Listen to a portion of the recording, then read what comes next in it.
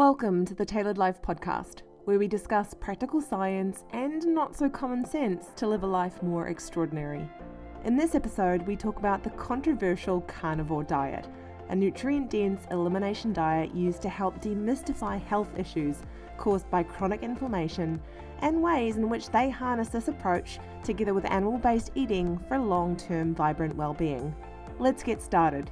Here are your co-hosts, who are also partners in life and business, Luke and Rachel. We're back and we're taking a little bit of a divergence from our sort of sequencing in the podcast and talking about something that's probably a little bit, actually it is, more controversial.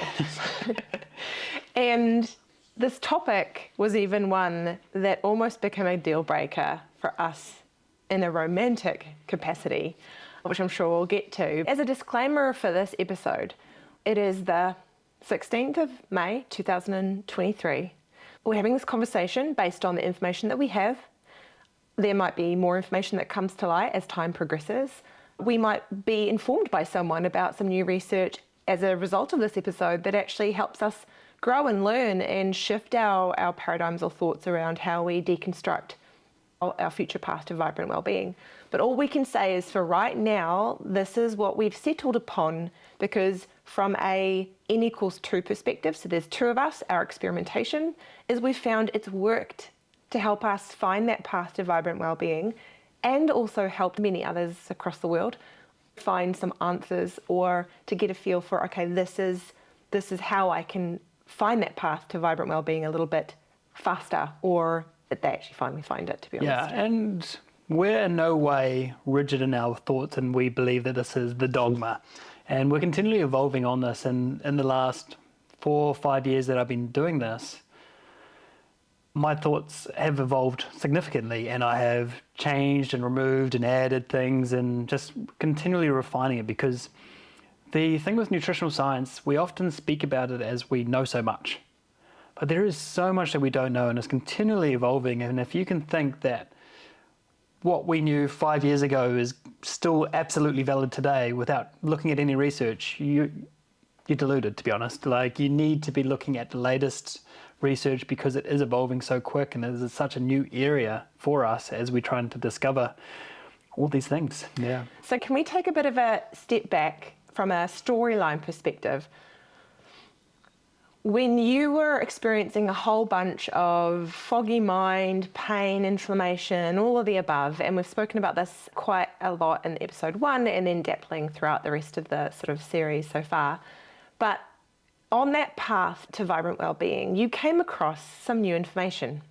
What was the first time you came across this information, so we can just introduce this concept gently? Yeah, so I came across this information. To be honest, I can't even remember which piece of information or what literature or what it was that first stemmed it. I started to see movements, right, and people talking about it, and it was so controversial. No way in hell is that going to work. And as a self-experimenter and somebody that doesn't like to be dogmatic, I have to be pragmatic. I have to try these things. So first of all, I dove into it, trying to understand it better and understand why they were saying this and how to do it. And as I was exploring that, I was like, okay, that's some massive claims. If it does 50% of what it's saying, or even 10% of what it's saying, that would be phenomenal. So it's worth trying. And as I'm trying to be pragmatic, I'm going to lean into it. I'm going to give it a go. So yeah, I set out to do a month of it and just to kind of really explore and see what's going on. It's interesting as this has evolved as well. Because when I first did this 4 to 5 years ago, I just wouldn't tell anyone. I just did it, didn't tell anyone, didn't write any blogs, didn't speak about it, just kept it really quiet because I was trying to figure it out for myself, and I didn't want to talk about something that I was still learning about, in the early days at least. Didn't have any real opinions. And just because it was also so controversial, because if I ever tried to tell somebody, they'd be like, what are you doing? Yeah, you're not the healthy guy. You're not the guy to follow because you have no clue. Yeah, you're just deluded now. What are you doing? But in the last few years, it started to get a lot more accepted, and I released it on the blog post, and people are starting to come to us for help, and There's something here. there's something here, and people are realizing that something's not quite right with the nutrition system, and people are slowly waking up, which is good. And this is the standard thing. I'm usually 4 to 5 years, or both of us, 4 to 5 years ahead of the curve on things, which is frustrating, but exciting at the same time, because we get to explore it all and help guide people on the journey. But yeah, so carnivore is what we're talking about today. So a all meat diet, essentially. Nose to tail. Nose to tail. Yeah. Yeah, so meat, eggs, and salt. Popularised by Dr. Paul Saladino specifically. Yes, yeah. So Carnivore MD, Paul Saladino, that's kind of where we started, was starting with that. And that's not where we are now, but it's something that, and we'll flesh this out as we go through, but that's what we're going to be talking about today is the benefits and considerations for it. And essentially it's a nutrient-dense elimination diet. So I think that's usually how I start it, because when I come to people, or when I say it's a carnivore-based diet or eating or nourishment regime, it flies in the face so much of that kind of balanced leafy greens, lean protein, colourful plate, eat the rainbow, antioxidants, soy, isoflavones, polyphenols, look at these, and look at these, all the antioxidants, etc. So it flies in the face of every single thing that we've ever been taught.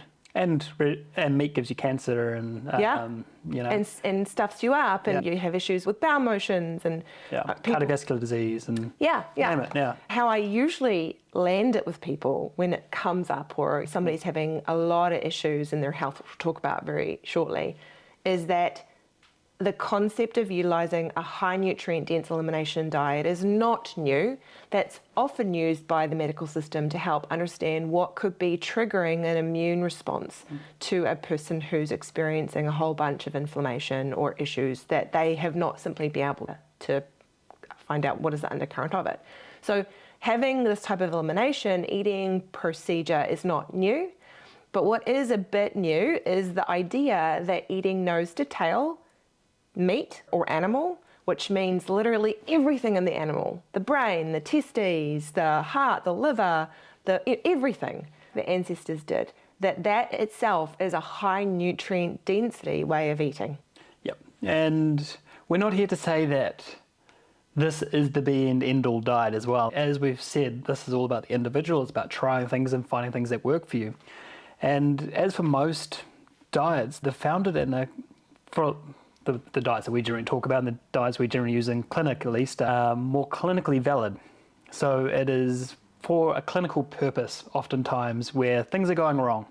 We need to investigate, we need to find what's going on.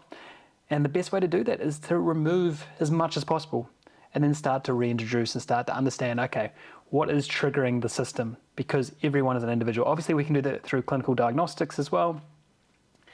But there's no better way, in my opinion, as doing the elimination with clinical diagnostics. That two-prong approach really makes a significant difference. And so that's what we're going to be talking about today is carnivore, and then modifications of what we've learned over the last few years and how we apply it in our lives and what we find works for us as what we believe is a balanced diet and a diet that we thrive on. It's what I'd like to call it is more of an adaptive lifestyle choice. So it's a way to nourish your mind and body using patterns of eating that are clinically shown to be really powerful to help you investigate nutrition-based impact to your health.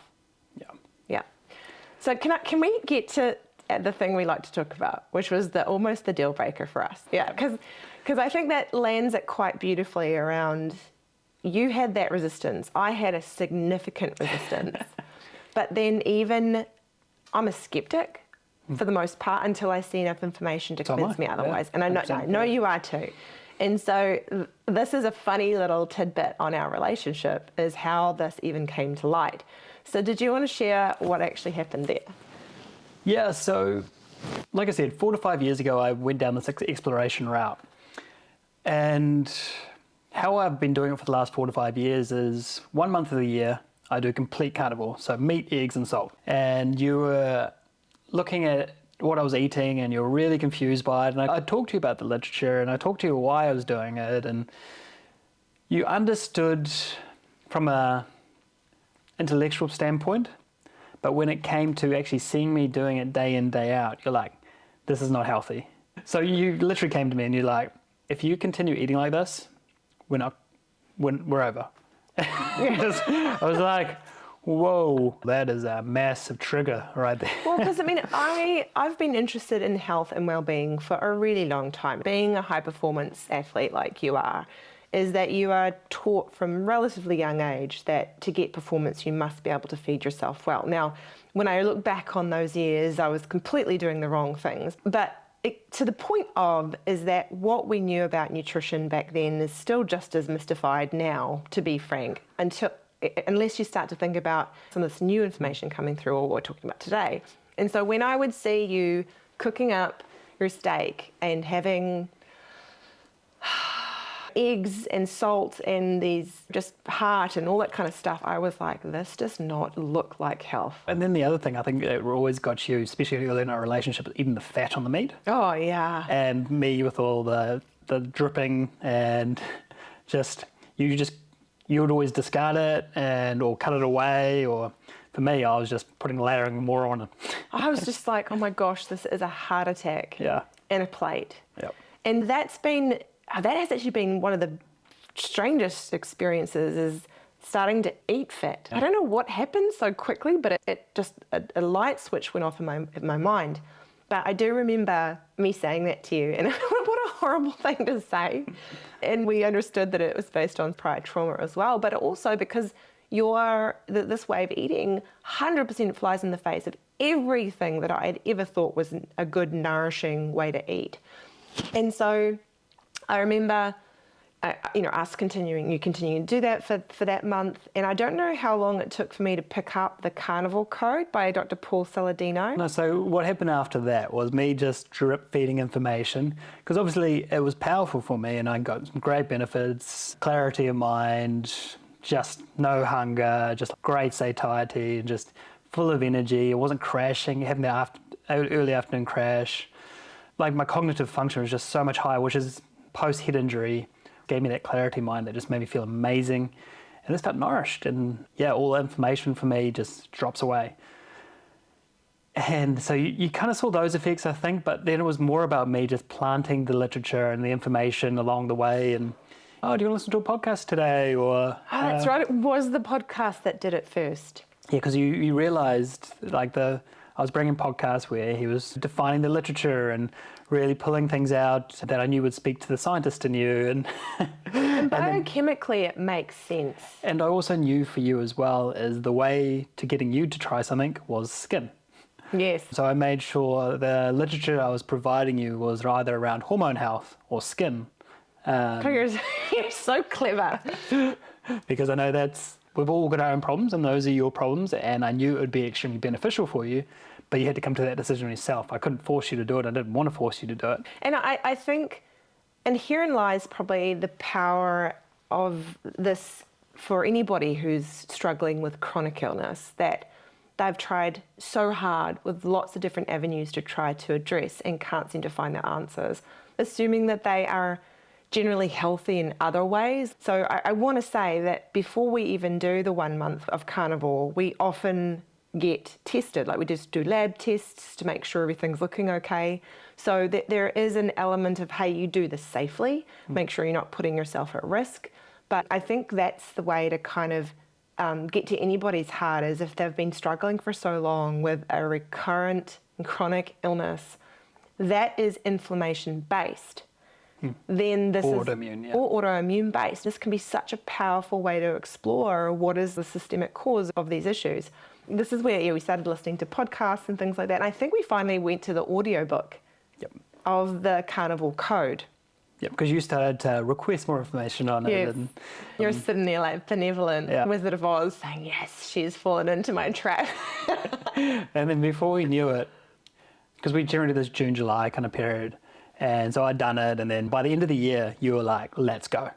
let's do it now. And Yeah, I'm I read the book, I looked at the biochemical pathways that it was all acting upon. I was looking at the actual literature and reading through those, and I was just like, there is something here. yeah, I need to try it. And then I'm like, no. For me, carnivore is something I like to do in winter because it's more ancestrally aligned, where in summertime you have so much delicious fruit. And I just wanted to be able to enjoy that and not have to worry about missing out on that window of time. And Which actually injects beautifully into an animal-based eating yeah, lifestyle plan, which is what we do now, jumping ahead but of the gun. we went there at that point. Yeah, Looking at the actual high nutrient dense elimination type of program, June, July is our kind of window. because for us that's kind of midwinterish, and You want to have hearty stews. yeah, or like that's if you look at ancestrally, that's the time where we went to famine, right? Because food wasn't available, so we would be going from feast to famine. There's a lot more fasting involved in winter because your caloric needs aren't as high. So yeah, that is why I like to do it in winter. Yeah, and so that was quite a formative period for both of us, actually, more insofar as for me it rocked my world and related to what nourishment looks like. Now, we'd already unpacked a whole bunch of other kind of micro trauma elements related to this, unpacked a whole bunch of my own inflammation things like starting gluten and dairy free, which has been really powerful for me. But actually looking at this way of eating once a year and then integrating a modified version of that remaining of the year has been actually a really powerful way that we've dialed the levers back or up for our health. Yeah, and I think the key thing to state here is the whole fat thing for you was a gradual thing for you. You really Saturated resisted fat it. on the meat. Yeah, it's like, oh no, you would kind of eat it, it's like, and you just internally you'd think you didn't enjoy it, but now you absolutely love I it. don't understand what's happened. Like, I literally feel like my brain has broken or reformed, because if you'd ever told me that I would be eating chicken skin or really chunky meat or pork belly, granted those chicken and the pork belly, that type of fat we don't have very often. It's more grass-fed, organic beef. But if you told me 4 years ago that I would be enjoying all those things and somehow like my palate would be accepting it, I would be like, you are mad. Because I grew up with my mother cutting off all the meat and the chicken, all lean stuff, cutting away all the fat on the steaks. I'm so upset thinking about how much I missed out now. But prior to that, it was almost like this mouthfeel could not simply tolerate that type of texture. But I don't know, now I'm like, it doesn't bother me. It's yum, and that's where a lot of the flavor is. And you can just, the satiety on the tongue, I can't explain it. Too, yeah. I cannot explain how that shifted what it felt like so quickly.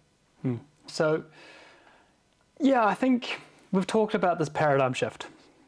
We've talked about how there's a lot of like misinformation out there, or misguided or misunderstood information out there, where we've been told that we need plants in our life for a healthy diet, and vegetables are amazing for us. But what is often not discussed is the anti-nutrients that are associated with plants. Because plants don't want to be eaten either, for the most part. Much like animals have mechanisms to protect themselves, such as claws or teeth or venom, plants have the same thing. They can't move. So what are they going to produce? Anti-nutrients.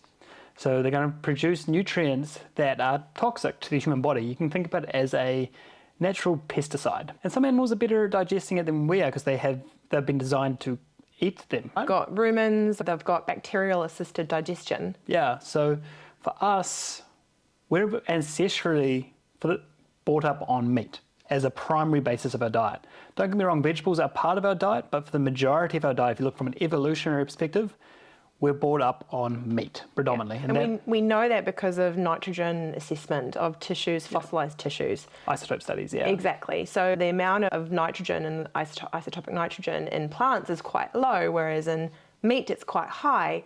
And so looking at those old dating methods or assessment methods of nutritional componentry of our predecessors shows there's no way that they could have got that much nitrogen in their bones, in their construct, without having significant meat-based diets. Yeah, and that's something we're going to go into a bit more as well, as with the anti-nutrients. So let's list some anti-nutrients so people can start to understand what they are. So that is your phytic acid, your oxalates, your lectins, your xenoestrogens. There's a whole host of these foods that are based with inside these vegetables or plant products. So oftentimes they're quite bitter, or as the animal starts to eat it, it's not palatable, so therefore they don't continue eating that plant. Yeah, exactly. And in particular, you'll find it more in the seeds or the growth-based parts. The baby part of the plant, I guess, is the best way to put it. Yeah, the leaves, which are required for photosynthesis. Like if they don't have the right kind of leaves and stems, they can't get the energy to reproduce. And certainly they don't want their babies to be eaten, which is all the seeds. Yeah. Grant, we're gonna give a caveat shortly around the fruiting body. That's slightly different, but for the most part, a plant does not want to be eaten. It wants to survive and it wants to procreate. Yep. Yeah, it wants to thrive just like us. And so it produces all these anti-nutrients, and you can effectively think of anti-nutrients, as I mentioned, as a natural pesticide. So much like we put glyphosate on as a pesticide to allow the plants to grow, which again, we're going to get into that as well, because that is extremely toxic and extremely bad for us, much like natural pesticides, which are like the ones I just mentioned. And these just strip the minerals away from you. You can effectively think of it as, when you're having these foods, is the restricting absorption, but also pulling away any of those minerals so your body can no longer absorb them. So for example, if you're having a nutrient dense meal like meat, which has like a lot of zinc and creatine and all these beautiful things that are so important for us, and then you have a handful of almonds alongside that, the phytic acid inside those almonds is just going to pretty much dull the impact of that meat. You're not going to get those minerals and those important key nutrients because of that phytic acid that is associated with it. And one thing we will get into later is it's not almonds are the enemy, and there are ways in which we can still enjoy these foods and by denaturing these anti-nutrients for the most part. And I think this is something that's not often talked about too much. It's either complete elimination or just indulge in them. So it's two ends of the spectrum where we like to sit somewhere in between because we love food.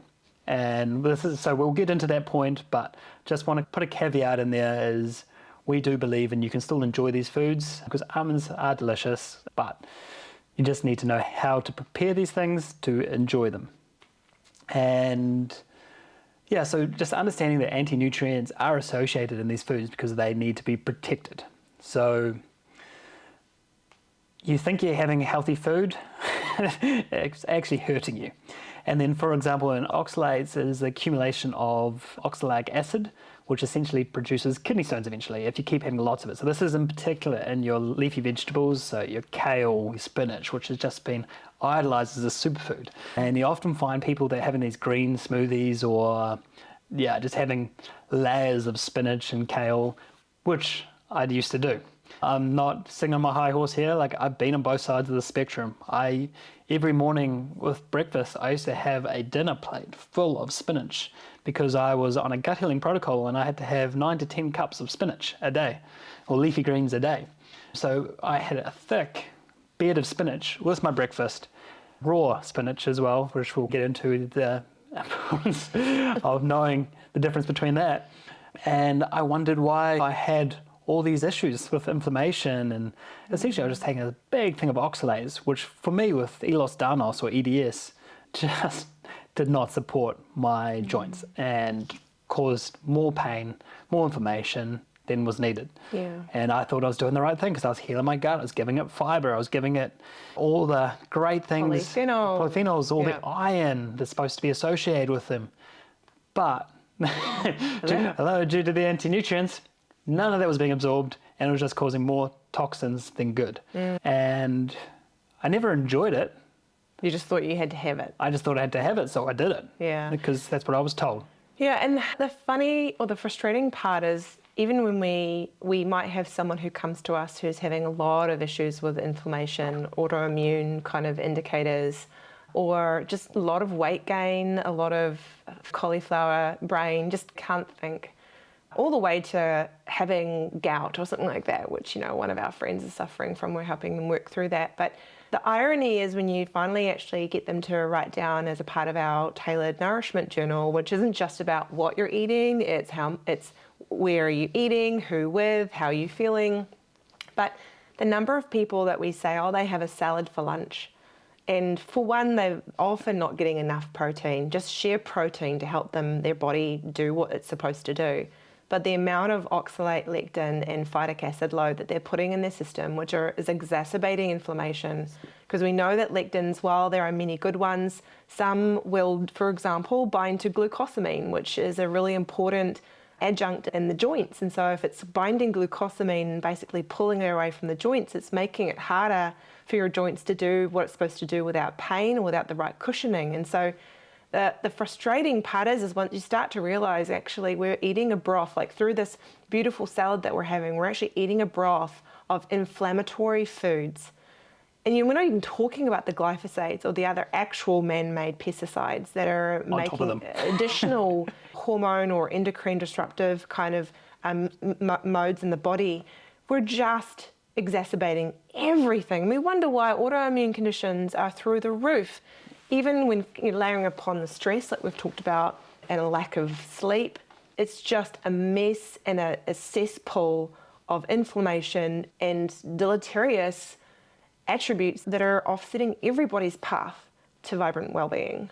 Yeah, and so that's going to the anti-nutrients, and we can keep going to that, and we will come back to when we talk about the ways in which you can still enjoy these foods, but at the end of the day, you need to minimize them. I'm not saying remove them completely, like for a short term, I think they will be important, and we'll get to that too. So yeah, as anti-nutrients, then the other things that are important to understand is the oils that are kind of planted into a lot of our foods. And this is another benefit of this diet because it's animal-based right throughout. So you're not going to be putting any kind of sunflower oil on or any safflower, rapeseed or... So to be clear, we're talking about vegetable-based oils. And seed. And seed oils. That's where you're concentrating some of the worst attributes of fatty acids into your body. Yeah, so we have our omega-3 and we have our omega-6. You can think about your omega-3 as your kind of fish oil. That's your anti-inflammatory. That's the thing that's going to bring your inflammation levels down. So that's very rich in your kind of oily fish. So that's great for you because we've already discussed through all of our podcasts pretty much, inflammation is at an all-time high. Yeah, and some seed oils like olive oil. So we're not saying that something would be exclusively omega-3, but it would have a higher proportion of omega-3s in that oil. Yeah. And you'll find it's always about ratios. And then you have your omega-6, which is your high inflammatory. So it counters. So low inflammatory, high inflammatory. And the issue stands is we need a ratio of the two. But the issue is we have way too much omega-6 that outweighs the omega-3. So we need to find that more balance. We need to remove as many omega-6s as possible because you'll find a lot of the good omega-3 sources will still have a balance of omega-6s in there as well. And you'll naturally get them through your diet regardless. But if you have an inflammatory condition or an autoimmune condition, if you've got high omega-6s, you are just putting gasoline on the fire. So we need to be reducing and removing as much as possible. What's not often talked about omega-6s, because yes, it is a signaling chemical for inflammation, so it is important like you mentioned. But what is not often talked about is how omega-6 influences cardiolipin, which is a type of enzyme that sits in the mitochondria that helps the electron transport chain, or the way in which our mitochondria, which is our energy production organelle in each of our cells, makes energy for our cells. So if you think about you've got a factory or some type of energy creation factory in your cells, and the way that it creates energy is it's almost like a trickle-down cascade of water. So it's almost like it's spinning turbines with this water, right? But in this case, it's with electrons. What happens with omega-6s is that it embeds itself into the cardiolipin structure and then changes the way that transports the electrons down the chain or the water down the waterfall. And so the irony is that if you have a lot of omega-6s, is that it's actually affecting the energy production of each of your cells. It's lowering its ability to create energy. So not only is it impacting inflammation communication, but it's also impacting energy creation. Yeah, so absolutely. that's an important part that often isn't talked about with omega-6s. Yeah. So the key thing with omega-6s is you'll find that they're often cheaper. So this is where we come into processed foods and just marketing in general, really, because for any kind of food, it is cheaper to put like a cheap oil in than to get a extra virgin cold pressed oil, because the easier the processing, the cheaper the oil. It's also the scale. So if we look at the total crop Yeah. requirements of its traditional grain or seed-based industries, there's way more of that than, say, olive. Yeah. So it's like when you think about the construct of all the vegetable processing, all the actual seed extraction, or what the byproducts of some of these crops are, it's cheaper to create some of these oils, vegetable oils, because it's a byproduct of them processing it. Yeah, because we know corn and grain industries, especially in America, are subsidized by the government to help make the population healthier, which is very controversial. That's big food for you. So we need to be really conscious of what we're consuming and really reading the labels. And this is the funniest thing. Like whenever I tell people to start reading the labels and seeing what they're actually eating, they're appalled, absolutely appalled, because they look at it and then generally the food that they love is like ingredient 1, sometimes mostly 2 or 3 is a vegetable oil. This is where we talk about PUFAs, so Yeah. polyunsaturated fatty acids, PUFA. We've spoken about that in a prior episode, but the people that have the worst experience with vegetable oils or polyunsaturated fatty acids are the ones that have PUFA genetic implications. So we see that quite frequently, actually. We've got it, right? We've got it ourselves. And so our bodies genetically have instructions that create really squeaky mechanisms to actually process these types of oils. And so you've got some people who can tolerate it a lot more because their genetic pathways are nice and greasy. They're doing what they're supposed to do. Excuse the pun around grease and oil here. But for those that have the genetic pathways that make that really hard for their body to process these types of fats, that's where something like the carnivore type diet or nourishment plan could be really pivotal in them understanding what impact that's having on their bodies. And if you do anything from this, say you don't even do carnivore or anything else we say, if there's one thing you take away from this podcast, remove PUFAs. Yeah, vegetable oil. Vegetable oils, so just Seed oils. removing that, and you'll quickly remove 80% of processed foods, and then you'll be forced to have good foods. And it's probably one of the hardest things to do, but one of the most impactful things. And I've talked about this in previous podcasts. I believe PUFAs to be have a much more significant impact than sugar. And it's the combination of the two that is the recipe for disaster. Worry about PUFAs and minimize that as much as you can and just start reading labels, being curious. So if we're removing those oils, what do we have, right? So if we're talking from a carnivore perspective here, lard or beef dripping or duck dripping, ghee, these are natural products that are beautiful oils that have a very high smoke point. So you can fry to some extent. Again, frying has its own implications, but for the most part, you can use it on a high smoke point and it's not going to oxidize. Whereas if you use any of these seed oils, they're generally already oxidized, but as soon as you cook them, they're going to oxidize and they're just, toxic for you. So you got your monounsaturated fat, which is your olive oil, potentially avocado oil, I would stretch towards. And make sure they're in an amber or dark glass. Yeah, so amber, dark glass. Glass is important because we don't want the microplastics, and it's also going to be more shelf stable, and we're putting it in a dark cupboard. And ideally looking for something that has a batch date. When was it picked and when was it produced? But the key thing is it's not a PUFA fat, right? And then there's the same thing as if you, like a coconut oil, obviously not in line with carnivore, and it has its own kind of issues, but it's a better option than the kind of linoleic acid dominant oils.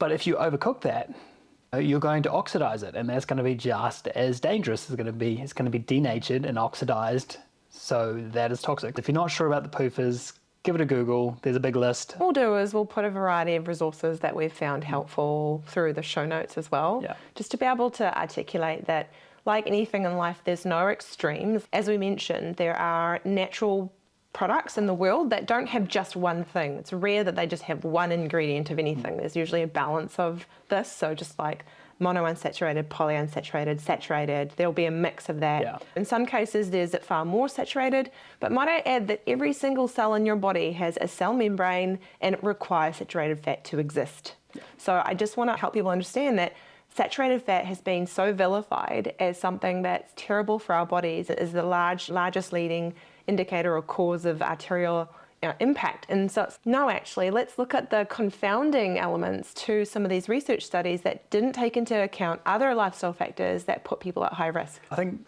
what underpins the research that kind of pointed towards saturated fat being bad is epidemiological studies. And if anyone understands study design, that is it's not a causation. It's not a causation. It is a correlation, not a causation. So what does that actually mean? So epidemiological studies, define what that is. Okay, so that is a study where you're pretty much asking people questions. And we know from human nature, just look at any kind of, if you have a witness in a court case, their recollection of what actually happened is completely skewed. We don't remember what has happened in previous, let alone what you've eaten for the last year. And oftentimes when we say what we've eaten for the last year, we actually put ourselves in a much better place than we probably have been. So that research was pulled from observational studies where people are providing post hoc assessment of what they've eaten and how they feel. And it's, generally speaking, it is very, I want to be clear here, nutritional studies is extremely hard to do. Because of the nature of it, it's extremely expensive to do mass population studies. And there's so much control and tight control over what people actually eat. Yeah, and the best way to do big population studies is epidemiological studies, but it is one piece of the puzzle. It's the start of a study design process. You do that to observe, figure out trends, and then you build upon that into coming into randomized controlled studies where you can really control it and actually see what's going on and actually test the hypotheses that you've created from the epidemiological studies. And yeah, so essentially there was a whole host of studies that were completely twisted and funded by big food companies that wanted to demonize meat. Yeah, a lot of the research that was done was poorly done and has been disproven, yet the dogma is still there. And this is where I come back to being pragmatic, looking at the research where it is, and understanding that this science is moving continuously. And yeah, so it's very clear that saturated fat is essential for us. Yes, there is, again, genetic differences. So there is something to be considered. So for those that have a kind of a lipid metabolism, kind of genetic modification, it's really important that they understand that, because that saturated fat can have a negative impact on them. So they just need to be a bit more considerate of that. But for the most part, saturated fat is extremely healthy and is a great source of nutrients that most people are just avoiding for poor research. And I mean, you look at the Inuit groups who have a large amount of lard, seal, flubber, that they've got a lot of it in their diets. And there's just some amazing research that's coming out around how their nutrient density across all vitamins and minerals is outstanding despite them eating a largely animal-based diet. And so I think there's a lot that flies in the face of, oh, you can't get this vitamin or iron or whatever from this part of the animal, but if you're eating the whole animal, if you're eating the liver, the kidneys, the heart, the brain, I think that's what's missed. That's the nuance that's often missed actually through message boards of people who are doing carnivore, is that people literally say it's about steak, eggs and salt. Yeah, muscle meat. Yeah. No, that's not how this works. How many times can we reiterate that? It's about nose to tail, whole animal. The organs are the thing that has been always treasured by tribes. So when an animal was killed, they would treasure that, in particular like the liver and the heart and those really nutrient-dense organs. And don't get me wrong, like they're not enjoyable to... At least we haven't found a way to love them. We don't love them, the texture, and again, this is something because ancestrally we've just moved away from it. Well, not ancestrally, so I suppose culturally we've moved away from these nutrient-dense meats and again frowned upon them or... But Southeast Asia and China, it's very prevalent. Yeah, because they love textures, right? Yeah. So Chinese love textured foods where they will really enjoy these foods, Where in Western culture, we've just moved so far away from it, it's all about the muscle meat. Yeah, and we'll talk about how we still get nose to tail, even though we don't love eating those types of organs. Yeah, exactly. So we don't just suffer through it necessarily. We do occasionally. We've got a bit of a hack here, so don't worry, those listening, there is a way to do this. Yeah. But yeah, so now I want to go into kind of sugar or sweeteners in general, because a carnivore diet is obviously void of sugars or carbohydrates for the most part. Like it's like if there's carbohydrates, it's very minimal that you may find in there, but like it's marginal. So what we're essentially doing is in the carnivore diet is we're getting into a deep state of ketosis. So ketosis is using fat for fuel. So we're moving away from this carbohydrate dominance where we generally live in this 21st century living. If you're eating a Western diet, your primary energy source is coming through carbohydrate because that's easy fuel. It's what we call dirty fuel. We really want to come into that ketogenic state or be able to go in and out of it. So using that fat for fuel, because you're essentially just tapping into your body's stores instead of having, because carbohydrate is a source that needs to be refueled every 90 minutes. You're going to tap out all your carbohydrate stores, where with your fat fuels, that lasts you for days. So if you can train your body to use your fat for fuel, you can just thrive for longer and you don't need to continually refuel because your body is able to tap into its own natural sources. So obviously, carnivore is getting you into a deep ketogenic state, which is amazing. And then this is why there's a massive fuss around fasting and how important fasting is at the moment. Like everyone's talking about fasting, whether it's intermittent fasting or extended fasts, and how important it is. And the benefit of going carnivore is it puts you pretty much into a nutrient dense fast because you're going to be in a deep ketogenic state quite quickly, because you'll be void of carbohydrates, so therefore you're going to be in this ketogenic state, much like you would from a fast, but you can go for longer because you're still eating and you're still satiated, and takes away all that, I suppose, challenge. So that's why we love that month off, is because it really puts us into this deep ketogenic state, which is extremely productive state to be in. If you've ever been in ketosis before, it is a phenomenal state to be in, where you just got this mental clarity, this crispness of mind, this memory recollection or word recollection, and yeah, you're just sharp, I think is the best way to put it, and just full of energy. I love the word crisp, actually. I've never heard you use that word crisp, but I think that nails it. Yeah, you're just crisp, you're just sharp, you're just really onto it. And yeah, so we love being in that state, and that's one thing that we love about this phase of where we go into that. So where was I going with this? Sugar, as I mentioned, is not as bad as it's been said to be. You know, like I was an advocate, we're saying sugar is horrendous for us, we need to be avoiding that as much as possible. Like I said, it's the conjoining of the sugar with the vegetable oils. For the most part, sucrose by itself, which is table sugar, has actually been shown not to be that bad for us. And obviously moderation. And generally speaking, when it's eaten by itself, not in adjoining with other carbohydrates, generally speaking. But it's more the modified versions of sugar that we need to be worried about. Like we're talking about your sucralose, which is like a Splenda. We're talking about aspartame and these artificial sugars that give us the sweet taste. So our body's like, oh, I'm getting some sugar. Oh, this is going to be good. And then it doesn't get the sugar. It messes with our body, and our body still begins to crave that sugar because it's getting that sweet taste and it's expecting it, but it doesn't get it. So that causes a whole bunch of hormonal issues and starts to begin to cause insulin resistance, which is where diabetes comes into it, an inflammation-driven condition. And so we just need to be aware that sugar isn't the enemy, but it's not something we should rely on, and it's something that we want to minimize, because anything in excess is bad. I'm not here to demonize sugar. If you were to pick one or the other, like I said before, it would be the poofers. Kick the poofers. Keep a little bit of sugar, but don't rely on the sugar. And definitely don't do artificial sugars. But you can get away with it. Yeah, but at the end of the day, the key thing here is training your body to be metabolically flexible. And you can't do that with regular sugar in your diet. You need to go through periods without sugar where your body can learn to use that fat for fuel.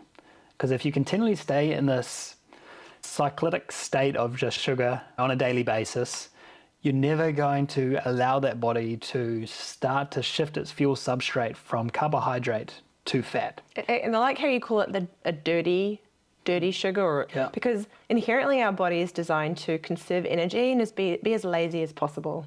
So it can conserve energy for when it needs it. And so it's always going to go for the lazy path. 100%, yeah.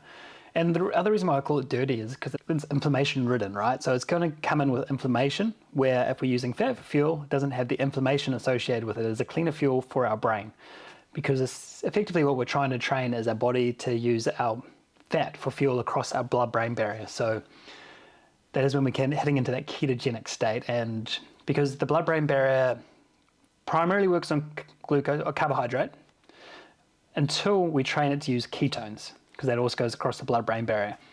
And that takes a time, and it's not an easy thing to do. And that takes 2 to 3 months to really train it. Obviously, you can do that faster by doing extended fast. You're going to get into a ketogenic state, but to actually get that metabolic flexibility, it takes a few months of training. But yeah, extended periods such as doing carnivore will definitely speed up that process. But every individual is different, so there's no one-fits-all approach for that. But that is something we want to be training. We want to be metabolically flexible. That is health. And if you're not metabolically flexible, if you're living from one meal to the next, you're not metabolically flexible. Metabolically flexible is somebody that can thrive without food. You should not be relying on your next meal. So you should be able to go a day without food and not be ravenous. Craving or hangry. Yeah. So at the end of the day is something we're training. And this is an undertone to this. And obviously, I did a lot of that metabolic flexibility training and becoming fat adapted when I was an Ironman athlete. So there's benefits to that in the endurance potential as well. But I'm not going to talk about that too much here today. If you do want to, there is plenty of blog posts discussing how you can become fat adapted for performance, and especially in particular in endurance, which there is endless benefits to that. And it's something I highly recommend if you're deep in the endurance space. You should be exploring that. You should be becoming metabolically flexible. I think we've probably spoke enough about the why. There's ample evidence or ways in which people can learn more about the why. If they're more deeply curious, then we recommend maybe you read The Carnivore Code by Dr. Paul Saladino. And there's more and more research to suggest that these hypotheses are no longer just hypotheses, they're actually really valid fact-based situations around our nourishment and where we get the fuel and what actually impacts disease or dis-ease in the body. We did talk about there are genetic caveats to all of this, which in the case of some people who have come to us that have significant autoimmune or historically a lot of autoimmune indicators, so they're not quite clinically autoimmune, but they're getting there, and they come across the carnivore diet, they try it for 2 to 4 weeks and they find their pain has just magically gone away. For the people who come to us and they're like, okay, I just need a bit of guidance because I'm not sure I'm getting the right support from the various social media platforms or whatever. Oftentimes the first thing we do is do a genetic analysis. So, okay, for you from a mid to long-term perspective, how do we manage something like this that helps improve your autoimmune symptoms, but also ensures that you're not giving yourself higher indication of long-term issue? So we would be looking at an additional a specific DNA health panel, which would be looking at lipid metabolism, PUFA metabolism specifically. So those will be quite key. And salt sensitivity is always a good thing. And salt sensitivity. Yeah. So there's elements where we can navigate what carnivore-like eating might look like and how that's adapted to a long-term eating style. Because to be quite frank, as we've already spoken about, we love food, and to only be eating carnivore nose to tail full time is not something that we are advocates for our lifestyle. And certainly there's a lot of situations in which that's not a favourable long-term nutrition plan either. Yeah, and this is something I think it's time to state now is over our evolution. And even Paul Saladino, who you mentioned before, who read the Carnivore Code, he's since evolved into this way of thinking as well, where he found long-term he couldn't thrive without having carbohydrates in his life, much like us, because we're very active, we like to get out and do things. And you're going to get a whole bunch of electrolyte issues, a whole bunch of mitochondrial kind of issues if you don't support your system with some carbohydrates and you stay in that deep ketogenic state. That can be extremely dangerous. And this is the key thing with our body is it is a mechanism, it's the yin and yang. There's always a contrast in our body that competes against each other. And we need to train it to be flexible, to be able to jump between the two and understand where that line is drawn and So yes, I think we'll go into eventually is what we're kind of doing now, is that more kind of balanced approach. But before we get to that, I think we should just talk about what is that next step and then where the invitation lies going forward. So key thing is, like I said, every June to July, we do a solid month where we're doing strict carnivore, where we're doing meat, eggs, and salt. And the interesting caveat of the things that we've learned over that period of time, in particular, since I included you in it with me, is meat, eggs, and salt can work for a male. But for a cycling female, it's really important that we understand the cycle. So this is where we started to include more carbohydrates. In the form of honey. In the form of honey, Yeah. So honey is the one kind of substitute that we would generally throw in there. And that's the same for intermittent fasting as well. So if you're a female and you want a healthy hormonal cycle, which is like, don't you want to breathe? Like, of course it's something that you want. So important for women and their overall health to have a healthy cycle. Even if you're postmenopausal, it doesn't matter. Our bodies have got a symphony of hormones that are important. And so if you're working with someone and they treat you like a male body, and the fact that you can go through intermittent fasting or something like the carnivore diet or ketogenic eating plan without any kind of carbohydrate full time, that should be a red flag. Yeah, and also I think the key thing is not just carbohydrate, but calorie count as well. Because in certain times of the month, you're going to need more food. So it's not necessarily just about the carbohydrates, it's about the quantity as well. And actually allowing yourself to eat. Because your body, the human body or any body, barring some species, if you're in an environment that is not favorable to reproduce, your body will not want to reproduce. It will put into systems the survival mechanisms that say this is a bad idea to have a baby, we're in famine, or there's issues here, it is not favorable to reproduce. Yep. And so being in kind of a high ketosis or an intermittent fasting state, or not acknowledging that carbohydrate is one of the key identifiers of the female human body to identify that it is safe and there's plentiful food.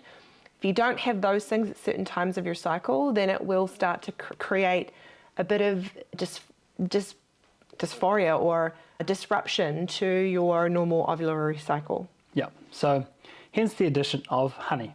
And we'll get into why honey and as we go down into how we eat now and what we've learned since. But so that's generally what we do is meat, eggs, salt, and honey if needed. And also it's also important for those that are training. So it's not just the females, but those that are doing any intense exercise. So if you're doing an intense exercise, you're going to need some carbohydrate into your carnivore as well. Otherwise, you're just going to feel like trash. So understanding that carbohydrate is needed to help replenish your stores, unless you're trying to train that metabolic flexibility, it's still good to kind of bring a little bit in at some point in the day, just to kind of help replenish your daily stores at least. And avoid things like the ketogenic flu and things like that too. Yeah, and the ketogenic flu is not so much the carbohydrates, that is more the salts. So when you're going into carnivore or ketosis in general, like if you're just doing a keto diet, we see the keto flu continuously. It's extremely common, and it is simply put, you're not getting enough salt. So you need to take a substantive amount of salt, a lot more than what you normally would. In particular in that first week to 2 week kind of period, and thereafter, because you need to keep replenishing your salt stores more than you normally would. But understanding that is really important. If you're starting to feel sick, get a teaspoon of salt, put it in some water, and throw that back, and start your day that way as well. Or, using electrolytes, so element or Noon or whatever it is for you. Otherwise, just using salt, like a mineral dense salt. And if you're doing something like the carnivore diet, you want to minimize as many exogenous or foreign materials as possible. In this case, microplastic free salt, if you can find it. The other electrolytes that you mentioned are lovely, but they've got other excipients or other ingredients in there that would potentially disrupt an elimination diet. Yeah. And very minimal in the way of a keto, they're not going to trigger too much. But yeah, for the extent of this, we want to try to remove as many things as possible and keep it as rigid as possible.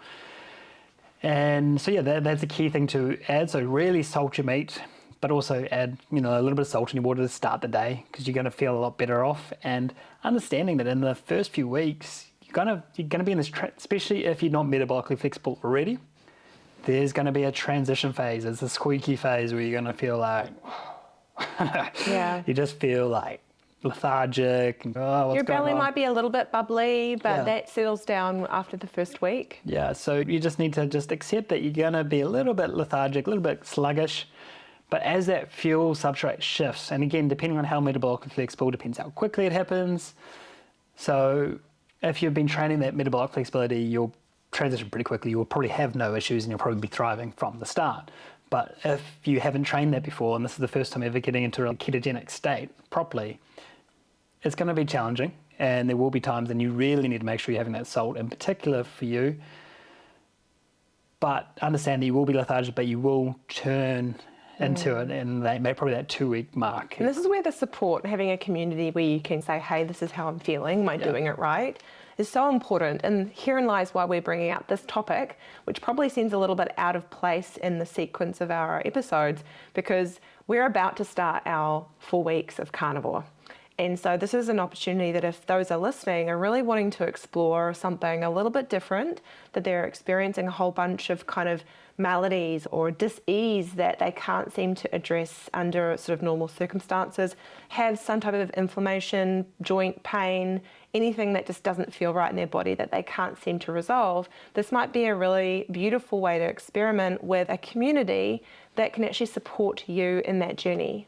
Absolutely. What I love about it the most is how it removes you away from habitual eating patterns that are generally based around comfort or trauma sets or stress, because you finally get this position where, removed of your clutches or your comfort food, you have to actually just be okay with yourself, and you get the chance to sit back and observe that.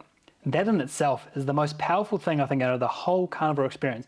Yes, you're going to have more energy. Yes, you're going to be sharper or crisper, as we talked about. But I think one of the things I love the most about it is it allows people to sit back and actually observe their nature around food and their relationship with food. Because too often we get stuck into these habitual patterns where we go to the fridge, we open it up, see what we can find, pick on something. It's probably something sweet in the early afternoon where you're crashing for energy, so you're on a hunt for energy, and you grab a piece of chocolate or you grab something sweet, I don't know, a cookie or whatever it may be. And it's not until you can't have that food that you're like, so it's a break in the pattern. It's like, okay, why am I doing that? But it's not even the fact that you can't have it, because yes, like any diet, you can't have it. But the point of this particular, the nuance to this is you're so sated, like you're full. Yeah. Like we've had to use MyFitnessPal or some other kind of macro calculator the first kind of 3 to 5 days to make sure we're getting enough calories. Because the irony of this, which surprised me, it blew my socks off, is that you've got this big plate of food, which is delicious, and you're like, you're 3/4 through, and you're like, I am done. But when you run the calories, you're still in deficit. And I'm just like, okay, well, I guess we've got to shove this in somehow. Yeah. But you're so sated, you're so full that it really teases out you hit the 3:30 where you know you've got this habitual pattern, and it's like, yeah, I'll just walk to the fridge, and then you're like, oh my God, I'm still really full. What am I doing here? So what am I doing here? And I think that's the nuance to it, which I think is powerful, because it's just like, you're so satisfied. It's like, why am I still here hunting for something that I normally hunt for? Yeah, and then I think with the calories, because we also haven't mentioned that, and something I do want to mention, is understanding stress in your life. And this is another reason why in which we choose to live an animal-based life, is because we have a lot of stress in our lives. We're, like you mentioned, we're serial entrepreneurs. We've got several companies. We've got kids. We're in a very busy period of our life where we're trying to reduce as much stress, external stresses, as possible. This is it's a stress management strategy, right? So we can perform at an optimal level. So that's one of the reasons why we eat animal-based. But also understanding your calorie count is extremely important. I don't believe in calories in versus calorie out. Like, calories are important and critical, but you got to look, there's so many more factors in there as well. It's not just a simple equation like many people will say it is. Yeah, it's not about that calorie balance. It is important, but the good thing is if you're eating carnivore or animal-based, the rest of that's sorted out. We don't have to worry about the hormonal impacts and that sort of things, because that's squared away. But calories itself is important. So too often people go on this diet, don't track their calories, and because they're so satiated, they're just not getting enough food. And if you're somebody that is already in a stress state, and then you're malnourishing yourself, you're getting yourself deeper into that stress state because your body's in a survival state as it's Calorie deficit. because it's at a calorie deficit. Yeah. And again, you can go a couple of 100 calories deficit to provide a little bit of weight loss benefit if that's what your goal is, and you've got the stress bandwidth to be able to do that. For us, we're not interested in losing weight. We're interested in maintaining weight, and if not, building muscle mass. So we're interested in maintaining our calories, and that is so hard to do. As you mentioned, on carnivore. Yeah. A bit easier on animal-based, but carnivore is extremely hard to do. Surprised me. And it wasn't until I was literally looking at the numbers on that MyFitnessPal app, I was just like, there's no way that's true. Yeah. But triple checking how much have we, what weight have we eaten, what is it? I was just like, and I remember saying to you over at Whangata when we did it, I was like, I don't know if I can fit any more in. Yeah. You're like, you just have to. And I'm just like, I can't. I remember just like, getting the egg and just like putting it in my mouth. I'm like, oh my God, I'm so done. But for me to even hit the calorie, I was just like, wow, I don't need anything else. And this is why fatty cuts of meat are important. And adding dripping or lard or ghee into the mix, because so counter. Yeah, because you just won't hit your calories otherwise. Like I remember when I first did it, I had some eye fillet and I was like, oh, so delicious. And then I put it into the calculator and I was like, of course, there's no fat in it. Like I would have to eat a ridiculous amount of eye fillets, even though it's the expensive cut. Yeah. It's got no fat. Oh, so, no, agreed. So go for your fatty cuts of meat. Yeah. And I think this is where if you have a little bit of support coming in, what to watch out for and how to do this right. Because we're not interested in putting your body in such tax that it puts yourself to over-hormetic stress and then creates like an absolute negative impact in your life. And so keeping an eye on all of these kind of levers and the axes of your bodily management to ensure you're doing it for the reason that you started it and that you don't put yourself into the ground further is so critical. So obviously every year we do this nutrient-dense elimination diet where we do pretty strict carnivore. But for the majority of our life, we live in an animal-based eating protocol. And don't get us wrong, we don't just eat animal-based. We enjoy food. But much like we've talked about with the 80-20 rule, 80% of the time we eat really well. We prioritize nutrient-dense foods that are generally animal-based. So that is your meat and fruit, pretty much. So we're really focusing on the fruiting body, because the fruiting body, and this is something that we're going to get into now, is fruiting body is designed to be eaten. It's on display. There's a reason it's colorful and bright. So we don't get our carbohydrates through grains. We don't get our carbohydrates through nuts and seeds. Don't get us wrong, we do have them, but we don't prioritize them. We prioritize our carbohydrates through fruit, because that is a natural way of getting carbohydrates and that has all the nutrients that are associated with it, instead of just having sucrose or table sugar by itself. Yes, we could have carbohydrates that way, but there's no nutrients in it besides sugar, which is why I don't understand it. So fruit is something that we stack on top of it. So we have nose to tail meat. So lots of organs, and we enjoy our steaks and fatty cuts of meat in particular. Then we have lots of fruit and honey. It's generally our basis of our diet. And then we enjoy the food because we love going out. So one of our favorite things to do is go to cafes in particular. Date morning. For date morning, so breakfast, lunch. And we also dabble a little bit of intermittent fasting because we love the kind of cyclic nature of carbohydrates. So carbohydrate cycling, where we will be very low carb during the start of the day, and then at the end of the day, we kind of replenish our carbohydrate stores. But I think that's another thing in itself. So we'll kind of... The nuances. We're going to add the nuances later in the piece, I think. For now, we're just going to focus on animal-based and why we eat animal-based. And it's just ancestrally aligned, and we've found it really works for us. And I've always loved fruit.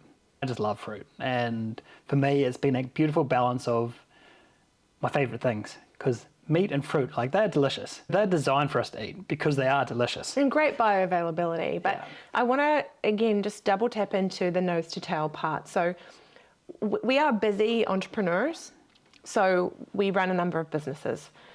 While in my perfect little world, I could just imagine us buying organic grass-fed beef heart, or, you know, we were lucky enough to have livestock on our previous land. So we know it's grass-fed, we know they were healthy, we know that they were eating organic, we did not spray any of the grass. So we have 3 freezers full of this type of meat and various derivations of minced meat or sausages or whatever it might be.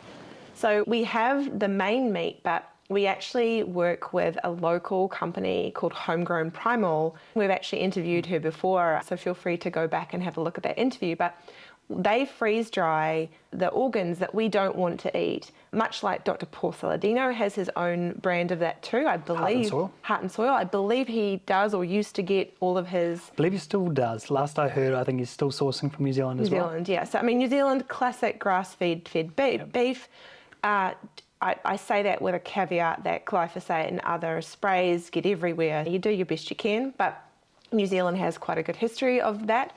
But that's how we usually get our organ meat, is through dehydration of these types of beef processing. So that's how we get our liver and our heart and our kidney and bone and testicles and ovaries and all that kind of stuff. And I think the key thing with that is it's not easily accessible. Because of Western culture, we don't generally have it. So first of all, like we talked about the taste and texture that we struggle with specifically, but there's also the availability of it. You don't go to the supermarket and see brain, let alone grass-fed brain. So it's really hard to find these sources, and that's why it's good to have it in a supplement form. So if you can't access it, you've got it as that backup, and it's really easy to consume and have on a regular basis, which is nice. So yeah, that is how we choose to primarily have our organs. Oftentimes we will also, if we're getting something minced, we'll often mince it with the organs. There's another good way of getting it into the meat as well, and less noticeable. Yeah, absolutely. And I do want to mention, in an ideal world, that your fruit would be organic. So pesticide-free organic fruit, because at the end of the day, you know, with the actual sprays that get on this produce, you're trying to reduce your anti-nutrient and toxin load. And so that's in an ideal world, trying to find reputable, ideally local farmers that know what goes on their fruit and vegetables, that you can actually ask them about how they provide sustainable treatment of their produce and their crop, and supporting these people that, you know, have these ethos that actually you can create fruit that may not look perfect, but they're ultimately the closest to pure that they can possibly be. Yeah, and like for an example of glyphosate, so 95% of the soy comes from the US, and the US is well known for using glyphosate because it's cheap, right? Like again, it's all about cost and serving the masses, and it works from the outside in, besides what it's doing to your endocrine system. So it is hormone system. Yeah, hormone system. So it is just disrupting your hormonal system significantly, and it is triggering these kind of estrogens, essentially. So we're very estrogen dominant. And what that means for women, breast cancer, for men becoming infertile, is there's these whole things. And then you can look to other spaces where, like phytic acid, for example, Mr. Kellogg's. I don't know how much you know about him. I don't know if we've ever talked about this before. Mr. Kellogg's is pretty much a religious leader that advocated for low testosterone, because testosterone is a bad thing.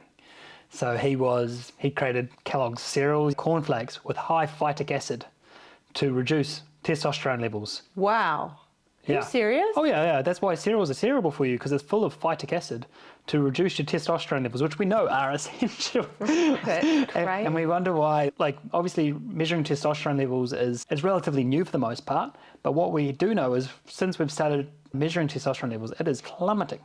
And for the most part, because of these high phytic acid foods, such as cereals, that are just destroying your testosterone and levels. Hormones in the water, because of women being on contraceptives, they're not being removed from the water that the men are drinking. Then soy generally with estrogens. But also I want to and testosterone is not, it's not just for men as well. That is important for females too. So I just wanted to say that just before we move on. Absolutely. So I've been low on testosterone before, and that was horrible. Like to not have a sex drive at all. There was a whole bunch of other things going on at the time, but after my firstborn, like that was a big contributor to just like, I don't have the get up and go, the zhuzh, the drive. And so testosterone for women does not only affect sex drive, but it's also that get up and go, energy, motivation and things like that. And so I also want to raise that the reason when we talk about grass-fed beef or natural eating animals here is because grains, as you mentioned, like soy, but other grains and type of things have been covered with glyphosates and other pesticides. And of course, most barn-raised chickens or pigs will be fed these grains, which of course are full of pesticides, and the pesticides usually live in their fat. And so you want to make sure that you actually buy meats that are from reputable farmers, because at the end of the day, if they're feeding their animals, their livestock, grains, you're basically just concentrating the pesticides into the meat that you're eating. Both industrial pesticides like glyphosate, as you mentioned, but also natural pesticides as well. That's so true. The phytic acids, the lectins, the oxalates. Yeah, so it's also important to understand that it's not just the industrial pesticides, but it's those natural pesticides that are embedded in there as well. And that's why you mentioned earlier the chickens and the pigs is something we try to minimize as much as possible and make sure we're getting from a really good source, because it's really hard, especially in New Zealand, to find good sources of that. Yep. And that's just because oftentimes these animals aren't being fed their natural foods, because they're being fed some other type of food that makes them get bigger faster, or hormone-laced foods. And so at the end of the day, like if chickens aren't grazing and eating on their normal bugs and worms and other bits and pieces, do not even get me started on the fact that if the land has been sprayed with pesticides, herbicide, whatever it might be, that's affecting the worms and the bugs, that's what they're eating too. So it's like, God, the life cycle of our entire food system is so impacted by these sprays and chemicals. And I just, oh gosh, again, I'll say it again. In my dream world, I would have a liquid chromatography mass spectrometry system out in our garage, and I would be processing, spot checking our food, spot checking some of our excretion products to see like what are we actually eating. Yeah, because when you look at the supermarket, those chickens are massive. They are. I think it takes 6 months for a chicken to reach its maximum weight normally, but I think it's like 6 weeks in these industrialized chicken farms. Wouldn't surprise me, because you see the stretch marks on the chicken meat itself. It's like these are not natural chickens. Natural chickens don't get that big, and so it's understanding if food doesn't look natural, it's not good for you. Chicken's not that big.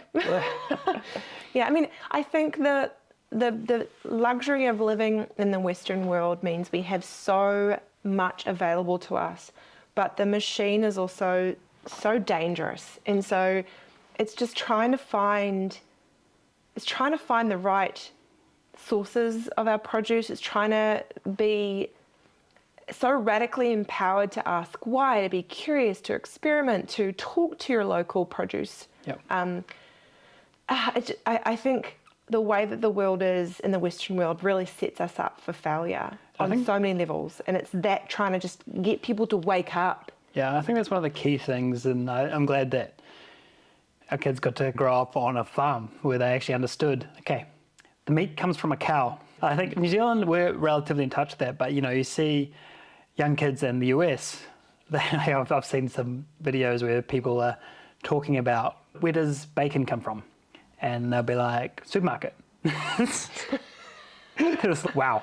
Yeah, it's like, so removed from the... So we just need to get people past the plate, right? Understanding where it's coming from. The closer you can get to the root, the more you understand what you're having.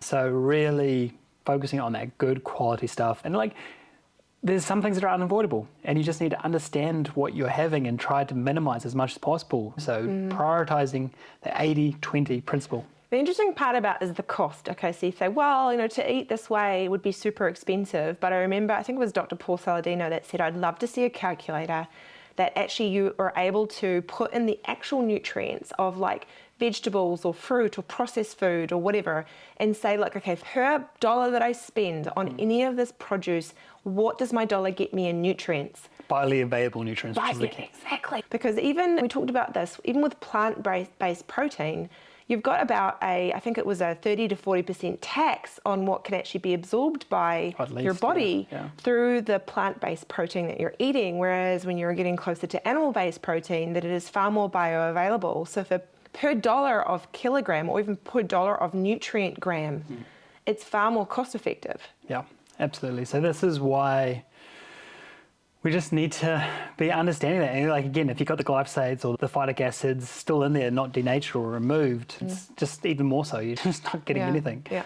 So there's a couple of things I'd love to wind down from here. The first is, obviously, we explained what the carnivore diet is, how we use the carnivore diet to provide an annual reset of our system, and then how we take the things that we found working well to modify into an animal-based eating and nourishment program for the rest of the year, introducing certain whole food type adaptations that help us navigate a life by design and a life of performance and alertness. With animal-based, we've talked about enjoying the foods that are often rid with toxins or anti-nutrients that we're trying to avoid, and we like to live a tailored life, a life by design, and we love food, and we don't want to remove all food. So there's that 20% where we like to enjoy ourselves. There are people out there that are a lot more rigid, and they're very focused on that real absolute performance, but we bleed that line a little bit, because if life is not enjoyable, I think that's going to have a bigger impact on lifespan, or health span in particular. So there's that trade-off that we find, and for us, food is a love of ours and something we enjoy. So we want to be able to enjoy vegetables when we want them, or certain meals, or whatever it may be. So it's just about understanding how to prepare your food. And the truth is, we knew all this. This knowledge has been lost. Oh, like long time ago. Ancestral preparation methods. We used to prepare our foods in a way that denatured the phytic acids, denatured the oxalates, but yet we've forgotten that because it gets convenience, it's quickness, because these things often take longer. So it is sprouting, soaking, boiling, fermenting. All these kind of ways are going to denature these anti-nutrients and going to help you enjoy the foods without the massive anti-nutrient load. So for example, for me to have my healthy hormonal cycle, not only do we use honey, local raw honey, but we also love orange sweet potato, which theoretically is high in oxalates and lectins and phytic acids. But the way we prepare them is we parboil them, because for the most part, the oxalates especially are water soluble. So we'll try to parboil them so we can try to extract out the water soluble anti-nutrients. We drain the water. Which is the key part. Because you know what, a number of times we might use, for example, you make a pumpkin soup, but then you use the water that's been in, which is like you're just creating an anti-nutrient bomb or a broth, anti-nutrient broth. But we drain the water, and then we'll put an oil on them, some seasoning, and then roast it. So that's how we start to process some of our foods to still enjoy those tubers or root vegetables that might have higher anti-nutrients, but in a way that actually still retains the joy of eating that yum food. And on top of that, there's a toxicity spectrum as well. So it's about, again, first thing we need to understand is there is a lot of anti-nutrients that we don't know. And oftentimes we talk about the kind of key ones that are well known, which are oxalates, phytic acids, the things we've talked about already. But there is a broad spectrum for the most part. But what we do know is there are some vegetables that sit better on the spectrum than others. So just understanding that there is a spectrum of food, and we'll put that in the show notes, what we generally use and what we'll have more of and less of as a result. Generally speaking, it's coming to the things we've talked about. It's those seeds, it's those nuts, it's the leaves, those nightshades. Those are the toxic. Moving more towards the kind of the root vegetables, because they're generally, they've got a protective mechanism where they're under the ground, right? So they're not easily accessible to be, hunted, I guess, or, their leaves might have it, but the tubers may not. Yeah, as much. And then obviously then knowing the tools around how to denature those sort of things to help them be more bioavailable and enjoyable. And so they're just got to understand these little nuances, and the more you understand these nuances, you can still enjoy the food and have a great balanced life where you just enjoy healthy food. And I suppose the thing that really convinced me that first time round on our experience is within 3 weeks my skin had cleared up so dramatically I could not even believe it. Like my pores appeared tighter, everything seemed clearer, my skin generally was like the texture was really just remarkable. And so within 3 weeks for me, granted I'd already been gluten and dairy free, I'd already done a whole bunch of stress management techniques. And so for me that 3 weeks, and then through my aura, within 3 days, my HRV just went through the roof, which is a good thing. It's like your body is finally finding a place to de-stress itself. And so I remember that first month, I was just like, this is next It stayed level. up too. It stayed up. Yeah. And so I think if you've got tracking devices or you've got mechanisms or issues that you're seeing, I think within 3 to 4 weeks, if you're doing this type of eating style as again, nutrient-dense elimination eating plan, you'll probably start to see changes within that period of time. And on top of that, tell me about your gut. What happened to your gut? Because I know that was a profound thing for you. So I had always hesitated or resisted high meats because I always had a really bubbly gut. And so I never kind of focused on high meats for that very reason. It So always you were made me always, feel... like, honestly, early in our relationship, and this is when I was going carnivore, she's like, I could never do that diet because meats make me gassy, get me bloated, they're heavy in my stomach. They do, yeah. And just meat is just not possible for me. Like it just doesn't agree with me. Yeah, that's 100%. Yeah. And the first week on the carnivore diet, I did feel super bubbly. But after that, my stomach has never been that settled and happy in my entire life. I just couldn't believe that I felt so good and I did not have those problems and I was not bloated. And again, getting through that first 1 week, then starting to see some of my metrics go up. And then the second week I was like, wow, I feel so stable. My stomach feels so stable. I was having no issues with passing stool. They were smaller and less frequent, but I had no issues with that. It was still fine. And then by week 3, I was just like, wow, I'm feeling like $1 million and my skin's feeling better. And that 4th week, I was like, how do I do this longer, but make it more sustainable for me? And so that's been the journey. 3rd year in now, I'm looking forward to kind of reassessing because every year I'm stacking on habits and things that are already improving my health. And so 3rd year in, I'm really interested to see with all the gains I've made in my own health journey, what will a 3rd year be like? And so this is going to be the exciting period of this June to July. What am I going to see? Absolutely. Yeah. And I think, because I think that piece there is so important that people understand, because I get that so often. The amount of people that say, I can't eat meat. It just sits in my stomach like a rock. Doesn't work for me. I could never do that diet. There's so many other issues you're just not addressing, and that's the key thing there. And just one note about the stool as well, and how you said you have a smaller stool. The reason you have a smaller stool is because you're having no fibre. And fibre, essentially what that does, we've been told that it supports gut diversity and motility, so movement through the gut. That's actually not, that's been disproven. There's pretty good evidence now to state that fibre actually impacts your diversity and also slows down your motility. So you just got more mass to poo. Exactly. That's really what it is. It just produces mass. So you think you have to go to the bathroom a bit more because you've got such a mass you have to push through, where once you remove that fibre, you don't have that mass.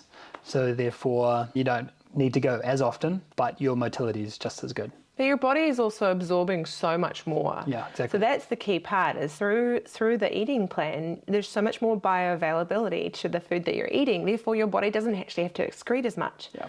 And so, again, there's so many kind of layers upon layers of this that is so insightful. And so I suppose the key thing is, if you're interested in this, feel free to get it on Audible or buy the book, The Carnivore Code by Dr. Paul Saladino. Read the information. And keeping in mind his thought process has evolved since that book too. Yes. So he's now more animal-based, so maybe update yourself with some of his newer content.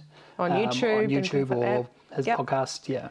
And then if you are interested in joining us and giving this a go, then there is a link in the show notes. Feel free to sign up and we'll get you all on board in a little community group and we can support you through that journey. We can also ensure that you've got access to the right supplements, in this case the nose to tail, if you don't want to introduce things like organ meat into your real live diet, you would rather have freeze-dried options. It is a supplement, right? So if you want to supplement your organ diet. Yeah, absolutely, that's what we're saying. So we've actually got a coupon code that we can share with you to save some money on that. And then the other thing I suppose I wanted to raise is that we understand that eating animal-based can be sometimes hard. The fact that we're animal-based and gluten-free and dairy-free means there are some really cool health benefits from that, but also can feel quite hard. And so we are going to be working on our own Tailored Life cookbook, where it incorporates some of these methods, these modalities, these lessons learned, and ways to guide you down the right path to eat with a lifestyle by design and a nourishment by design, being gluten, dairy-free, and animal-based. Yeah, and just want to state here, just because we're gluten-free, dairy-free, obviously gluten won't be in the diet, generally speaking, because it's not there, very processed grain. But dairy is something we haven't talked about because we don't have it, but others can enjoy it if they're not intolerant to it. So that's a part of an animal-based eating. It's part of animal-based eating. So grass-fed butter, milk that is not pasteurized. We're talking about like A2, really nice raw, milk. unpasteurized. Yeah. So don't worry, you can still enjoy your dairy. So something else to support that as well. So if this is something that you want to trial, then it may be something you go to your doctor, and I can tell you right now that they will resist this like the plague. Yeah. They will not understand why you're doing this. They will recommend against it. And again, this is a situation in which, barring that you've got any significant cardiovascular issues or other things that are going on, again, there's always a nuance to this, but barring that you're predominantly healthy in other avenues, but you're having some of these inflammation or other brain fog concerns, then you have every right to say, this is my health. I want to explore this in a safe way. I'm either going to do this with your support or without it, but I think it's going to be valuable to have your support. And the first thing I want to be able to do is do a checkpoint of my bloods, have a look at my lipids, have a look at my other hormone profiles, do a good, thorough lab check around what's going on, so you can at least... Fasted lipid panel. Fasted lipid panel, because if you're doing it non-fasted, there's absolutely no point. We encourage you to empower yourself with this information, so you've got a checkpoint and then you can make a decision, hey, is this the right thing for me? And then potentially have your doctor actually be open to exploring this, because to be quite frank, this is a great opportunity for them to be able to learn more about a temporary type of way of eating that could provide really great insight for them for other patients that are doing it in a guided way. I think the key thing to state here as well is, nothing against the medical professional doctors in particular, but they're only given about 4 hours worth of training in nutrition. So you can't expect them to know if this is right or wrong.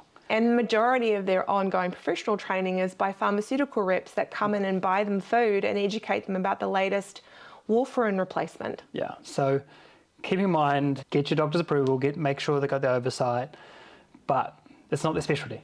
I guess that probably wraps us up for today. There's obviously so much more we can go to, because this is a very rabbit hole of a topic where we're really shifting some paradigms, but I guess it comes back to, what is that one thing for you?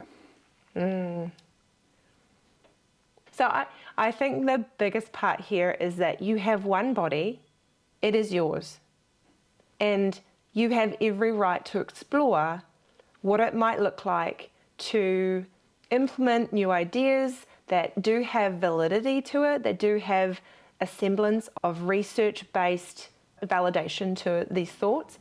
And from a short-term perspective, doing it safely, being pragmatic, and trying something. That's a great one. And kind of where I want to go to is, whether you take nothing away from this, you're just curious, which is great. If this is that first piece of information that is piercing the veil, that is awesome. Because hopefully it's just layering upon as you hear it, because you're going to hear about this more and more. It's starting to come into mass population is starting to talk about it a lot more. Well, I've seen the evolution over the years. So firstly, be curious, which I think is great. But if you're going to take nothing away from this podcast, like I said earlier, just remove PUFAs. Yeah. So those polyunsaturated fats, removing those from your diet. So vegetable oils.